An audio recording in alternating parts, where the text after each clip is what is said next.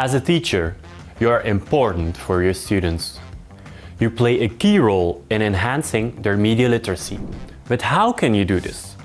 Let's explore some approaches you can utilize.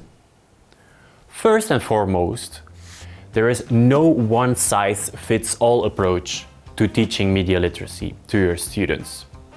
And although media literacy is the goal, media literacy is a lifelong learning process. And the way to achieve it can take various forms. Students should not only be able to actively use media, but also learn to approach it critically and consciously. All this requires different approaches. Regardless of the approach you choose to bring media literacy into your classroom as a teacher, you should consider your own style, educational context, and the students you have in front of you. Your students also grow in their media literacy knowledge, so take a step-by-step approach. Use a combination of different approaches to make your students media literate.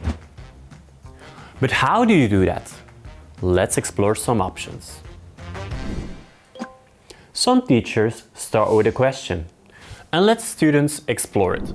For example, why do social media sometimes makes you sad or very happy? How do you find reliable sources? Who owns the media you consume? Students conduct research, search for relevant sources, conduct interviews with classmates, and present their findings at the end.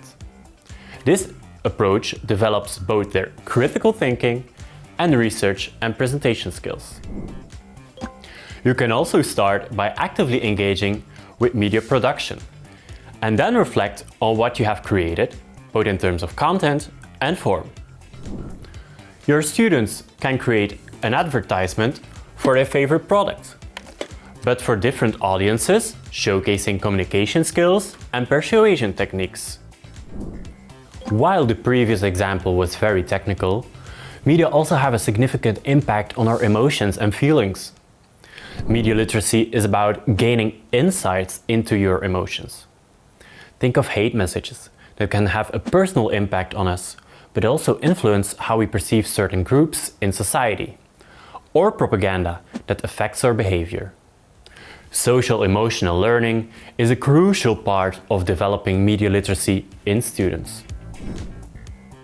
Of course, your students are to some extent already media literate and can help each other to become even more media literate. In a learning conversation where you begin with a question such as, how would you recognize online scammers? Or how do you manage your screen time? You facilitate the discussion and they mainly provide tips to each other. Do you notice them encountering challenges? That's when you can provide an additional workshop or lesson.